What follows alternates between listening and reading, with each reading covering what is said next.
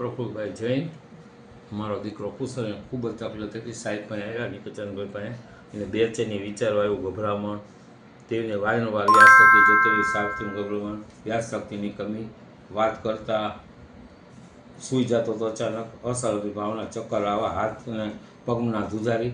પણ સાહેબની એક જ પહેલી ટ્રીટમેન્ટ ખૂબ સરસ થઈ ગયું નિશ્ચિતથી. સરસ, ખૂબ ખૂબ સરસ ને ધન્યવાદ ને આભાર વ્યક્ત કરું છું. એક જ દિવસની અંદર ટ્રીટમેન્ટમાં ખૂબ સારું થઈ ગયું અને હું ખૂબ ધન્યવાદ ને આભાર અને ગૌરવ અનુભવું છું કે સરસ થઈ ગયું. કાલે જ અમે આવ્યા હતા રાત્રે 5 વાગે, અત્યારે અમારા 12 કલાક પહેલાં એકદમ સરસ થઈ ગયું, બધી રીતે રિલેક્સ, ખૂબ રિઝલ્ટ સારું આવ્યું. કેટલા ટકા સુધારો છે? 70% ઉપર છે સીધો. હવે તમે સુધારો ભલે જે આવ્યો, તકલીફ જે હતી એ તમે મને જે ગઈકાલે આપણે 24 કલાક માટે દાખલ કરવાનું કીધું, આજે 24 કલાક થયા, તમે તકલીફ ઘણી બધી કીધી હતી, મને બધી તકલીફ જણાવો. શું શું તકલીફ માટે લાવ્યા હતા એને 2-3 વર્ષથી? બે છે નહીં, વિચારવાળી, ગભરામણ. એમ નહીં, તમે મને કહો. તમે મને કાલે જે કીધું હતું કે 2023ની સાલમાં યોજાય છે, ભૂલી જાય છે, શું હતું? 1.5 મહિનાથી થયું છે, 1 થી 1.5 મહિનામાં. શું ઘરે લક્ષણો હતા? અચાનક તમે બોલો. બેઠો હોય ને અત્યારે 25 માં છે, પણ અચાનક એટેક આવી જાય ને મગજમાં, એટલે 23 માં જતો રહી અને તરત નીંદર આવી જાય ને, તમે ગમે એટલો ઉઠાડો ને તો ઉઠે જ નહીં, બેસું જ જેવો થઈ જાય, હાથ પગ ધ્રુજે, આખું શરીર ધ્રુજે એનું. તમે ગમે એટલો કલાક 2 કલાક એની પોતાની હાથે જ ઉઠે, ગમે એને કઈ અસર જ ના થાય કોઈની. એને આપણે ઉઠાડવાની કોશિશ કરીએ ઉઠે ને, હાથથી જ ઉઠી જાય પછી એની રીતના પોતાની રીતે જ ઉઠે. હવે આ બધામાં અત્યારે ઘણો બધો ખૂબ રાહત સાહેબ, ખરેખર તો તમે તો એક આપણે કહેતા ખૂબ ભગવાન બોલ્યા, સરસ કહેવાય. શું સારવાર આપી એ કયો? અહીંયા મજાનું અતિ સંતોષ.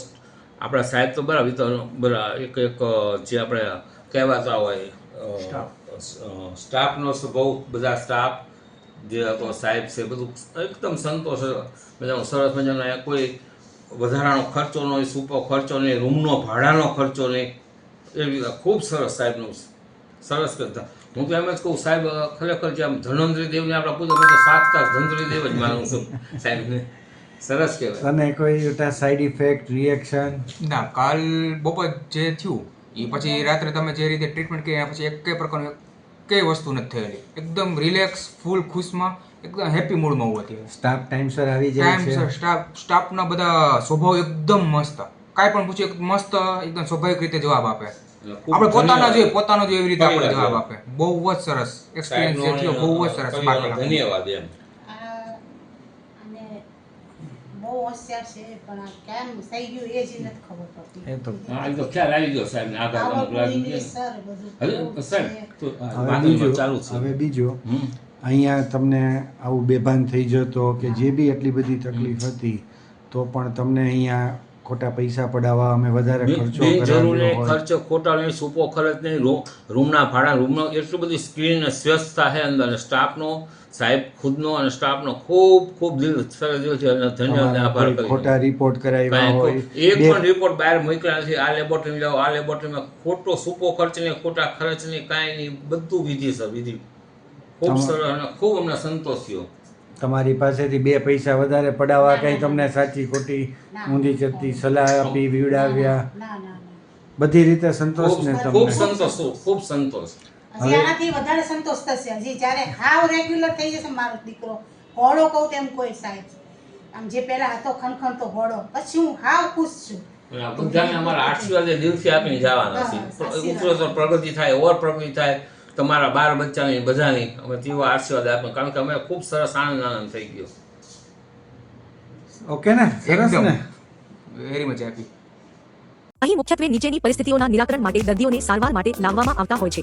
દર્દીને અત્યંત ઓછી દવાઓથી તાત્કાલિક રિઝલ્ટ જોઈતું હોય ત્યારે, લાંબા સમયથી ચાલુ હોય તેવી દવાઓ કાયમી ધોરણે બંધ કરવાની ઈચ્છા હોય ત્યારે, ફક્ત ટીકડીઓ ખાવાની બદલે કાઉન્સેલિંગ પદ્ધતિથી પણ રિઝલ્ટની અપેક્ષા હોય ત્યારે, લાંબા સમય સુધી પણ દવાઓ ખાવાથી દર્દીની અપેક્ષા મુજબનું રિઝલ્ટ ના મળતું હોય ત્યારે, દર્દી હિંસક અથવા આક્રમક બનીને તોડફોડ અથવા અન્ય નુકસાન કરે ત્યારે.